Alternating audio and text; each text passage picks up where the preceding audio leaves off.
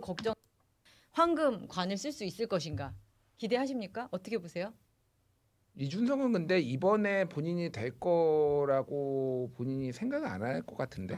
예, 모르겠습니다. 그러니까 운과 운이 작용을 하면은 사실은 뭐 여러 가지가 돼서 될 수도 있겠지만 배제할 수는 없지만은 이준석이 이번에 나와서 되는 거는 저는 뭐 거의 불가능한 미션에 가깝다고 보고 결국은 저쪽 국민의힘 쪽이 완전히 몰락하고 그래서 이 자기가 좀 더 이쪽 뭐 개혁신당 쪽이 새로운 보수로서 주목받고 어느 정도 10% 이상의 대선 지지율 가지고 이제 뭐 지방선거 나가고 이런 플랜을 좀 짜고 있을 거예요. 그래서 될 거라고 아마 다른 사람들도 별로 생각하지 않고 심지어 그러니까 이번에 이재명 대표가 본인의 사법 리스크가 아니면은 정말 유리한 판이잖아요. 조국 대표 이미 들어가서 그쵸. 못 나오지. 아, 이쪽에는 이준석하고 내란 옹호당 쪽에 누군가 이미지가 가지고 있는 그 당에서 한 명 나오고 뭐 보수 분열에다가 그러니까 이거는 거의 불가능한 미션일 것 같아요. 근데 지금 당내에 뭐 이런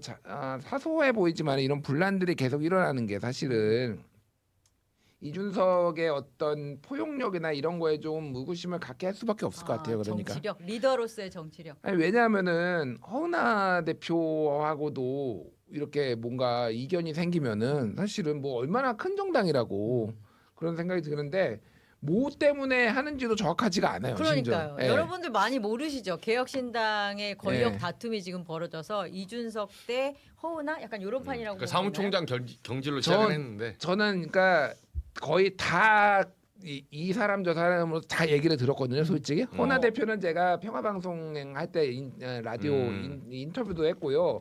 뭐 천하람 의원, 이준석 의원, 뭐 김철근 사무총장 다 얘기를 듣거나 카톡으로 얘기를 하거나 그랬는데 그럼 총평. 그래서 어떤 송사를 들어보니까 왜 송사를 싸우는지 들어- 모르겠어요. 아, 왜 그래요? 싸우는지 모르겠어요. 솔직히 어머, 솔직히 어떡해. 진짜 미안한데 왜 싸우는지 이거를 그리고 이렇게 공개적으로 이렇게 할 일이야? 쌀 일인가? 잘 해결하면 안 돼?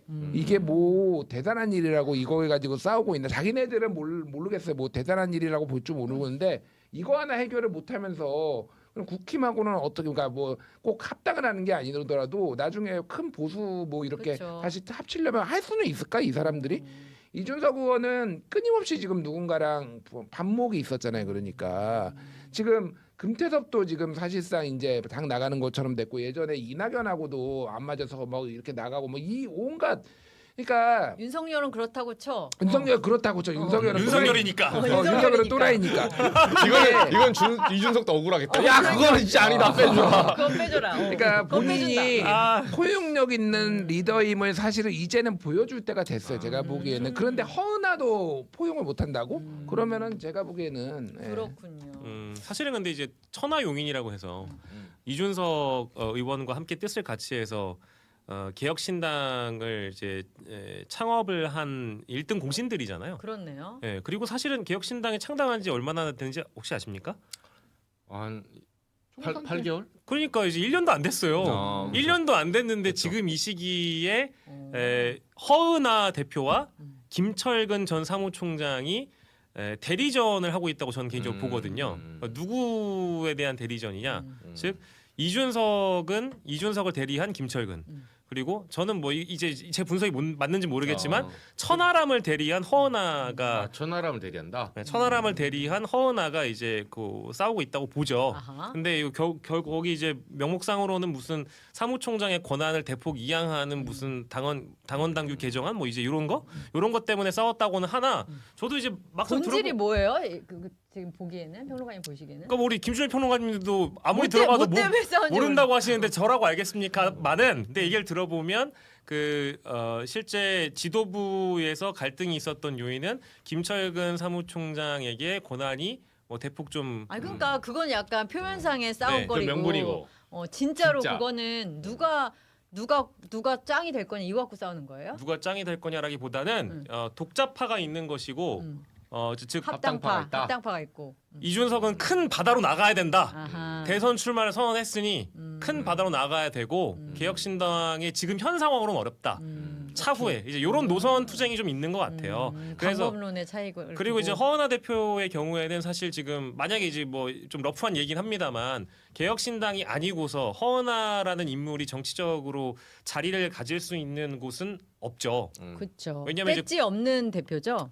그렇죠. 그러니까 그렇죠. 뭐 만약에 이것이 국민의힘으로 합당이 이루어진다고 한들 그건 나중에 일이겠지만 그 허은하 대표일 때가 지금 임기도 훨씬 많이 남아 있고 권한도 막강한 거잖아요. 근데 지금 이 대표를 흔들고 있는 세력들이 있다고 주장하고 있는 것이고 그리고 그 버티려고 하는 세력은 개혁신당으로 독자 노선을 가자라는 것이고 이런 이제 그 노선 투쟁이 있다라고 야, 저는 진짜. 보여지고 있어요. 아니 근데 주요 내가 조금만 더 정치에서 조금만 다뤄지지 더 않는 이게 사실 좀 더 말 복잡한 나온 얘기가 김에. 있어요. 더 있어요? 더 네. 있습니까? 짜쳐요, 여기서 아니면 들을 수가 없을 만한 짜친 얘기일 것 같아요. 짜친 얘기인데 음. 그러니까 이런 허은하 대표 측은 뭐라고 보냐면은 이 방금 얘기했듯이 김철근 사무총장이 굉장히 월권을 행사를 했다라는 건데 김철근뿐만이 아니라 여러 당직자들이 지금 월권을 행사하거나 본인의 얘기를 안 들었다라고 얘기를 하는 거예요 지금.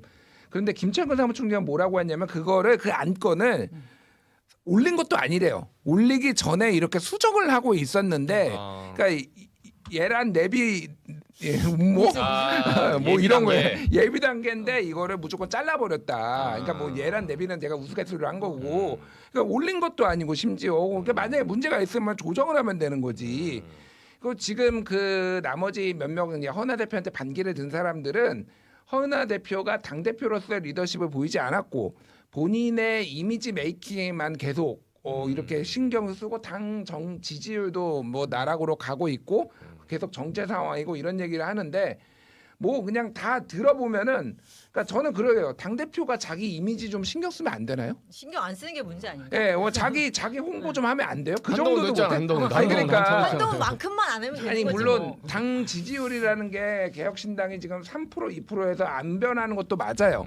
근데 그거를 허은하한테만 책임을 물을 수 있냐고. 제가 그렇죠. 허은하 편에 드는 게 아니라 지금은 그냥 거대한 판이 윤석열, 이재명 이 두 사람이 그렇죠. 이렇게 부딪히는 네. 상황에서 독립적으로 뭘 할 수 있는 상황도 아니잖아요. 누가 와도 그러니까 이거를 지켜보지 못하고 이 허은하를 찍어내는 거는 이준석 찍어내는 거랑 국힘이 뭐가 다르지? 나 이 생각이 좀 솔직히 들어요. 그게 찍어내는 주체가 누군지 모르겠는데 이게 그 인내심을 못 가지는 거 아니야. 그러니까 제가 보기에는 허은하 대표가 뭐 잘했다 잘못했다 떠나가지고 이런 거 가지고 왜 싸우는지 지금 그래서 사실은 약간 소강 상태예요. 아 그래요? 제가 자기들도 쪽팔린가 보죠? 그게 아니라 제가 좀 이게 개인적인 더 깊이는 말을 못했는데 아, 궁금하다. 이거 가지고 싸우면은 다 망한다 니들. 그럼요. 그 개혁신당의 허은하 기자는 대표한테도 얼마 얘기하고 많이 하고 천하람 있는데. 원내대표한테도 얘기하고 이준석 의원한테도 얘기하고 이거 하면은 다 망한다. 이게 그래서 적절하게 합의를 보고 탈출구를 찾아라. 그래서 만약에 조금만 더 시간을 버텼다가 대선 체제가 되면은 좀 뭐 체제 그렇죠. 전환을 하면서 조금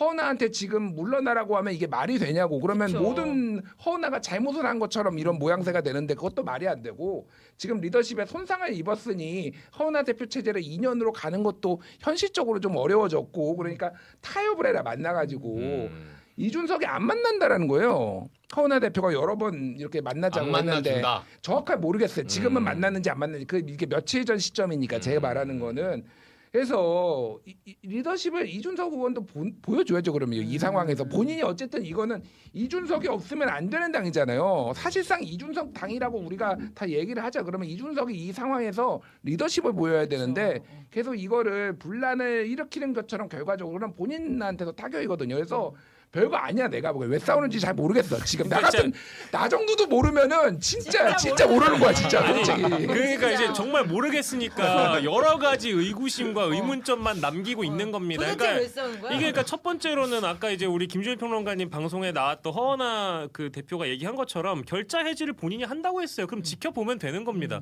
근데 실제로 당내 분위기나 개혁신당의 뭐 이제 당직자분들이나 이렇게 막 분기탱전하는 걸 보면 거의 허은하 물러나라 분위기거든요. 그러면 뒤따르는 의문은 그거예요. 아니 이준석 대표가 국민의힘에서 축출 국면에서 왜 쫓겨났냐? 피해자가 가해자 등 국면이다. 그러니까 피해자가 가해자로 뒤바꿔지는 국면인데 니네 이거 용납할 수 있냐? 논리모순 아니냐? 이준석한테도 좋은 거 아니다. 그게 첫 번째고요. 그리고 두 번째로는 이게 왜 시기가 40대 기술론 던지고 나자마자 이 일이 터지냐고요. 이 문제가 허은하 대표가 잘못했기 때문에 본인 정치만 가속화했기 때문에 문제이고 개혁신당의 지지율이 안 나온 거라고 한다면 일찌감치 제기가 됐거나 이 시기가 아니어야 되는데 이준석 의원이 40대 기술은 조기 대선 출마한다 이 얘기 나오니까 갑자기 이게 터져버린 거예요. 그러니까 이거는 마치 지금의 현 지도부 허나 지도부를 비롯한 이 사람들이 이준석 대선 출마에 걸림돌이 되니까 니네가 제끼고 가겠다는 거 아니냐 이런 의문점이 달릴 수밖에 없는 거죠. 그러니까 공교롭지만 공교롭지만 근데 그게 연관이 안 된다고 보는 사람은 사실 없거든요. 아니 이게 좋은 그게 박스 전부예요. 기사인데요. 납득이 됐어요 어느 정도. 정말, 진실 유무나 따라서. 이게 그러기 때문에 이거 진실이 지금 중요한 게 아니고 그리고 마지막으로는 지금 계속 좀 시간이 네. 없다고 하니까 네네네. 마지막으로는. 재미는 엄청 있다. 마지막으로는 네. 이게 개혁신당이 나중에 조기 대선 국면에 가가지고 어마어마하게 큰 역할을 할 가능성이 그럴 수 높단 있죠. 말이에요. 왜냐하면 어차피 명실상부하게 이준석 개혁신당의 대표 주자입니다. 그리고 개혁신당으로 나오게 될 겁니다. 그리고 이 사람으로만 승부할 수도 있겠지만 국민의힘에 있는 어떤 사람과 단일화의 촉매제가 될 수 있어요. 이슈가 있을 수 있어요. 그러면은 이 여권 대선 대통합. 구도를 흔들 수 있는 가장 큰 변수가 된단 말이에요. 그렇죠. 그런데 개혁신당으로 되겠냐? 음. 나는 그 아쉬움이 있는 거예요. 이준석을 대통령 만들고 싶어하는 지지자들 입장에서는 그 대목을 우리가 빼놓고 얘기할 수 없죠. 보통 대선 후보가 이제 메인스트림에서 나오니까. 그럼요. 예. 그렇죠. 근데 모르겠습니다. 저는 지금 뭐 여권을 출입했던 기자 입장에서 오히려 지금 이 시점에선 이준석 대표와 개혁신당이 정치적 자원이나 정당성을 확보하는 시기로 두고 나중에 대선판이 벌어졌을 때 나 굉장히 여기서 얘기되는 자원이다라고 호소하는 게 훨씬 더 예의가 되지 않을까라는 생각이 좀